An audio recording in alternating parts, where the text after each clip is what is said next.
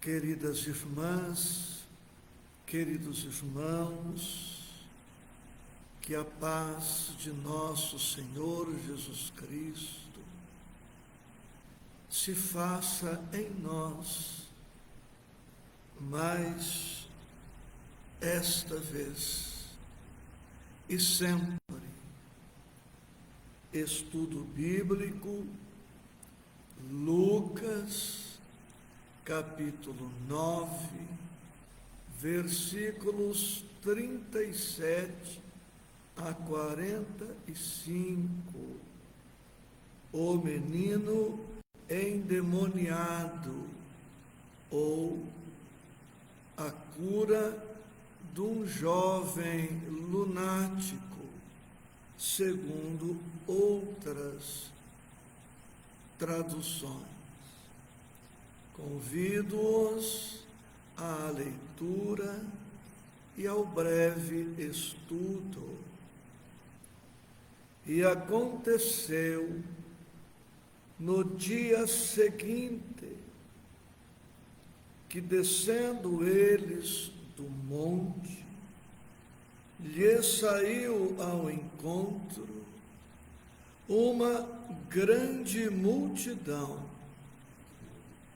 E eis que um homem da multidão clamou, dizendo: Mestre, peço-te que olhes para meu filho, porque é o único que eu tenho. Eis que um espírito o toma e de repente clama e o despedaça até espumar, e só o larga depois de o ter quebrantado.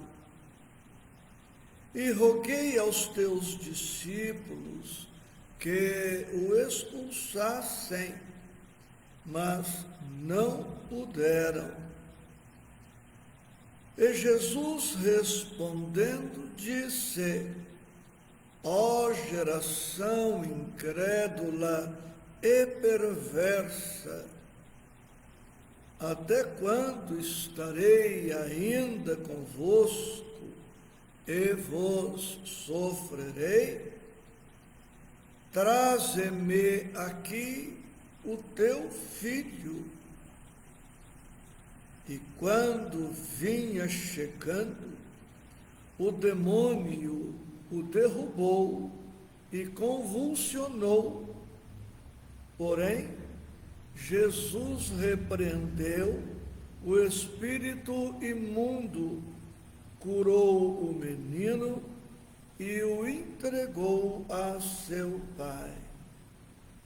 E todos pasmavam da majestade de Deus, e maravilhando-se todos de todas as coisas que Jesus fazia, disse aos seus discípulos: Ponde vós estas palavras em vossos ouvidos, porque o Filho do Homem será entregue nas mãos dos homens. Mas eles não entendiam esta palavra que lhes era encoberta, para que a não compreendessem, e temiam interrogá-lo acerca desta palavra. Este é o texto, agora com os nossos comentários. Bom dia a Mima, Maria Helena, Sônia Alarcon, Irma Finati, Sandra Matos. Deus as abençoe, Deus nos abençoe. Vamos versículo a versículo. 38.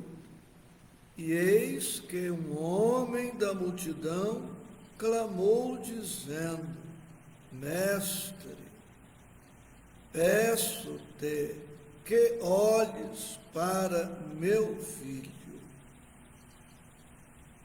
Estamos diante de um homem observador, pai dedicado, humilde, confiante e otimista. E nós podemos perceber estas características deste pai pelo modo como ele busca e como ele se dirige a nosso Senhor Jesus Cristo, reconhecendo-o mestre e pedindo. Ele não reclama, não exige, não impõe, não se queixa, não reclama e não se deixa levar pelo pessimismo e nem pela revolta. Ele simplesmente, humildemente, pede a Jesus que o atenda. E ele diz: peço-te que olhes. E isto nos faz recordar o olhar magnético de Jesus, o olhar poderoso de Jesus, o olhar amoroso, eterno, carinhoso, envolvente de Jesus. E ele está pedindo, neste olhar, que Jesus atente para as necessidades do menino, que cuide do seu filho. E no versículo 39, em linguagem evangélica clássica e na linguagem espírita, o pai narra um caso clássico de obsessão, uma enfermidade de fundo espiritual, hoje reconhecida também pela psiquiatria. E ele narra assim: eis que um espírito o toma. Isto é próprio dos espíritos inferiores, que tomam, repetindo o verbo, de assalto o psiquismo e a mente das almas, especialmente fragilizadas. Toda vez que alguém se afirma tomado de espírito, ele está a um só tempo reconhecendo a sua inapetência, a sua fragilidade, não sabendo oferecer uma oposição à altura, e está demonstrando estar às voltas com um espírito inferior, porque os espíritos superiores respeitam os médiuns, e esses espíritos, os superiores, não tomam, não se assenhoreiam, não buscam o domínio avassalador. Quando o espírito é superior, ele inspira, envolve, sugere, protege com carinho, com respeito, com amorosidade, tendo em vista uma finalidade elevada. Versículo 39, o pai narra um caso clássico de obsessão. No versículo 40, diz o pai a Jesus: e roguei aos teus discípulos que o expulsassem, mas não puderam. Uma pausa para cumprimentar Elizabeth, Ana Cecília e Maria Helena. Gratidão profunda também a vocês. Observamos aqui, mais uma vez, a confiança, a esperança e a fé deste paizinho interessado na cura do filho. Ele procura pelos discípulos, mas os discípulos, ainda incipientes, precários na condição dos discípulos iniciantes, não conseguiram atender de maneira competente a criança ou o jovem. Quando então, no versículo 41, Jesus diz: ó geração incrédula e perversa, a cura que se operaria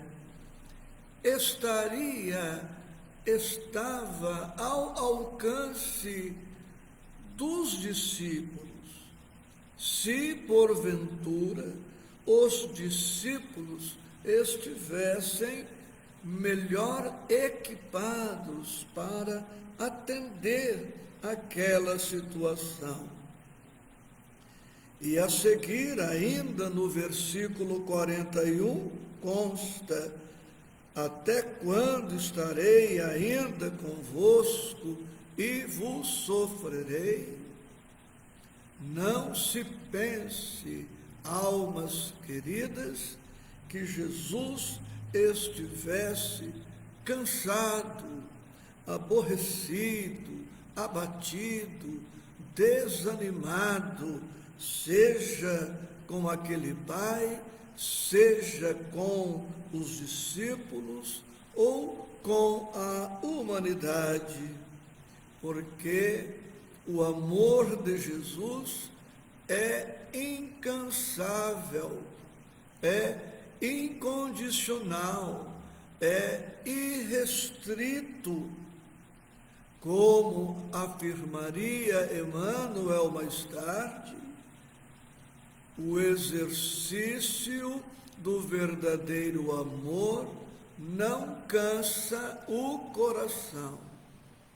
Repetindo, o exercício do verdadeiro amor não cansa o coração. Quando nos cansamos de amar, é porque o nosso amor está permeado de egoísmo, de orgulho, de estresse, de ansiedade, de exigências e de outras emoções enfermiças. Mas quanto mais puro o nosso amor, mais ele se desdobra na assistência aos amados, sem se exaurir, sem se desgastar de maneira excessiva assim. Pode ocorrer o desgaste orgânico, o que é compreensível e natural, mas nunca o cansaço pelo ato de amar e devotar-se. No versículo 42, opera-se a cura integral.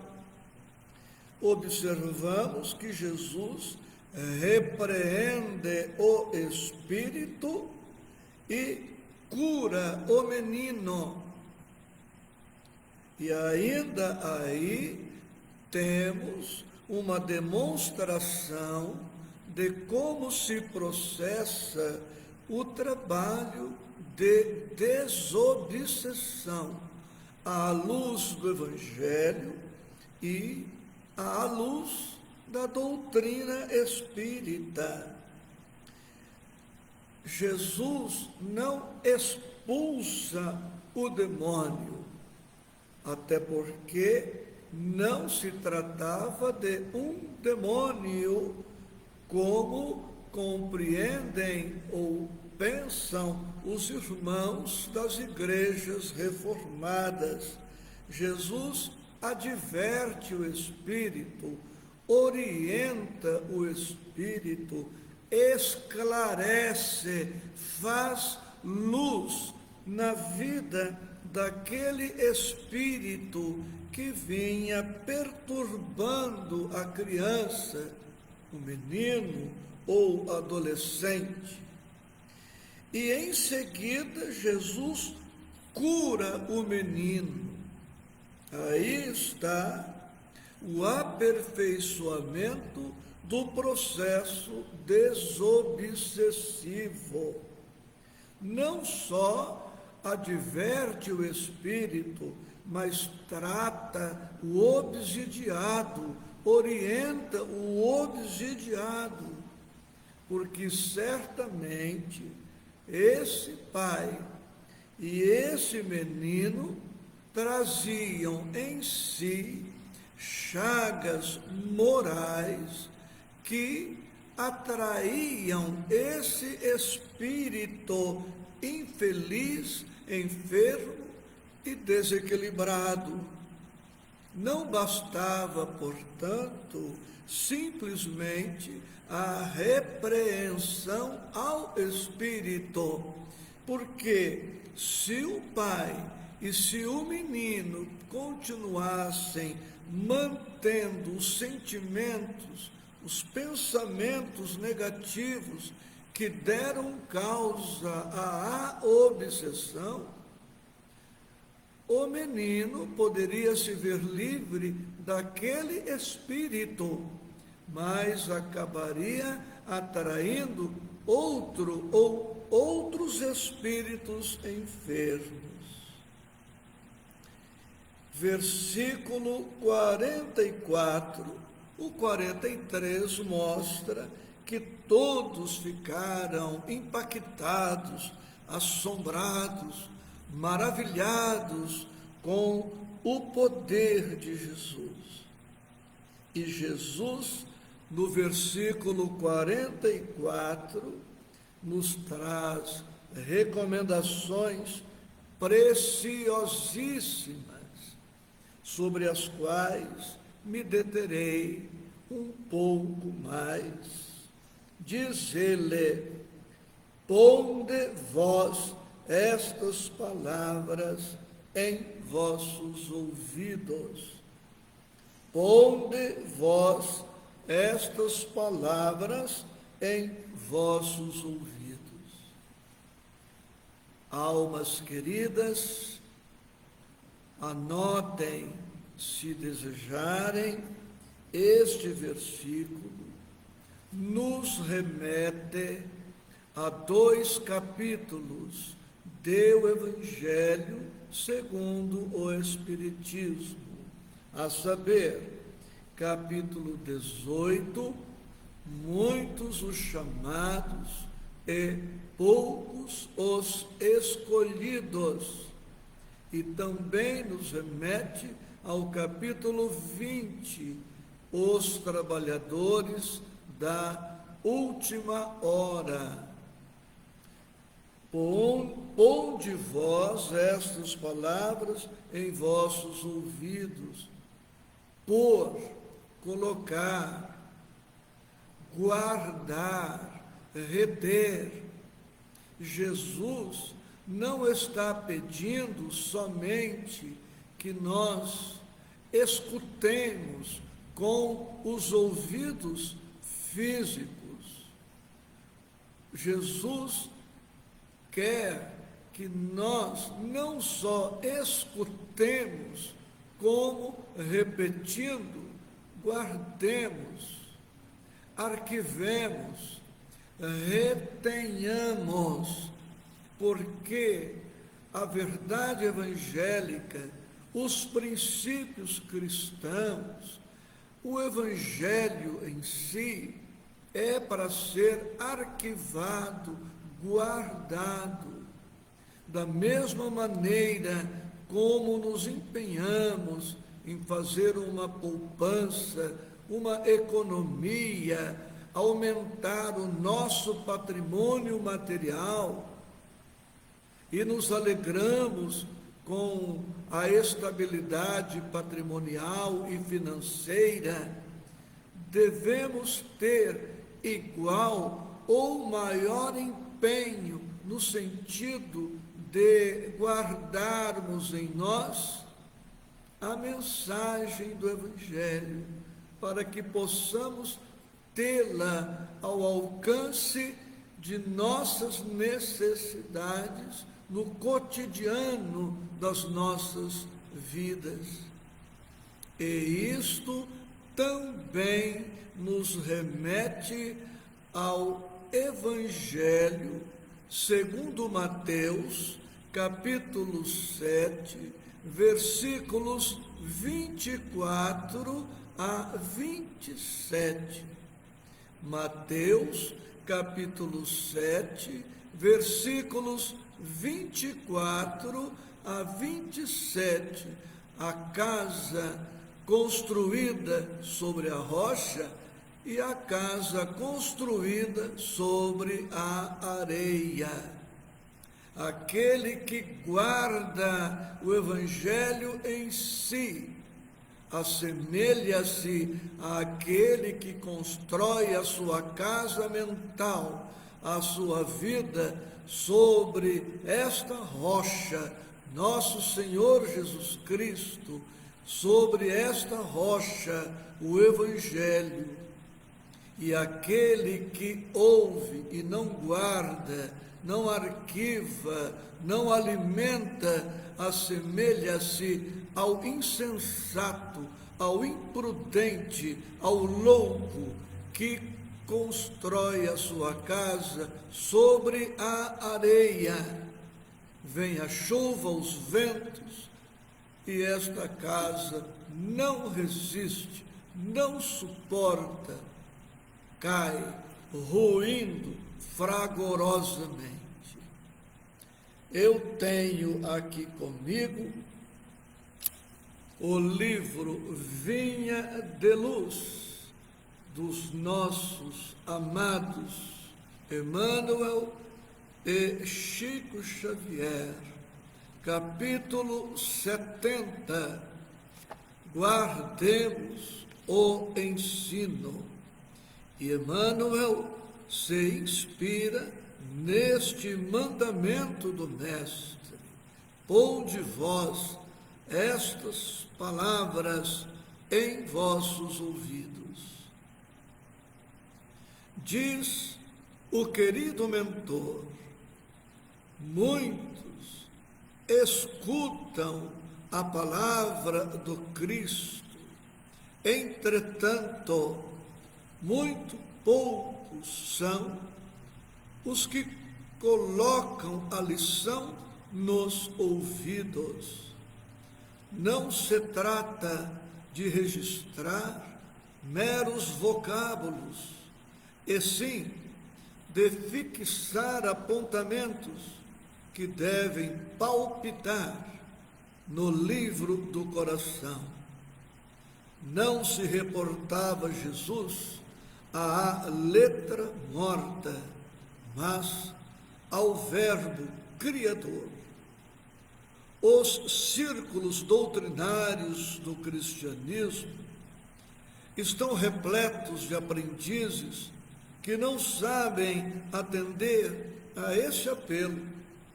Comparecem às atividades espirituais, sintonizando a mente com todas as inquietações inferiores, menos com o Espírito do Cristo. Dobram joelhos, repetem fórmulas verbalistas, concentram-se em si mesmos, todavia, no fundo, atuam em esfera distante do serviço justo. A maioria não pretende ouvir o Senhor, e sim falar ao Senhor, qual se Jesus desempenhasse simples função de pajem subordinado aos caprichos de cada um. São alunos que procuram subverter a ordem escolar. Pronunciam longas orações, gritam protestos, alinhavam promessas que não podem cumprir. Não estimam ensinamentos, formulam imposições e, à maneira de loucos, buscam agir em nome do Cristo. Os resultados não se fazem esperar. O fracasso e a desilusão, a esterilidade e a dor vão chegando devagarinho, acordando a alma dormente para as realidades eternas. Não poucos se revoltam desencantados.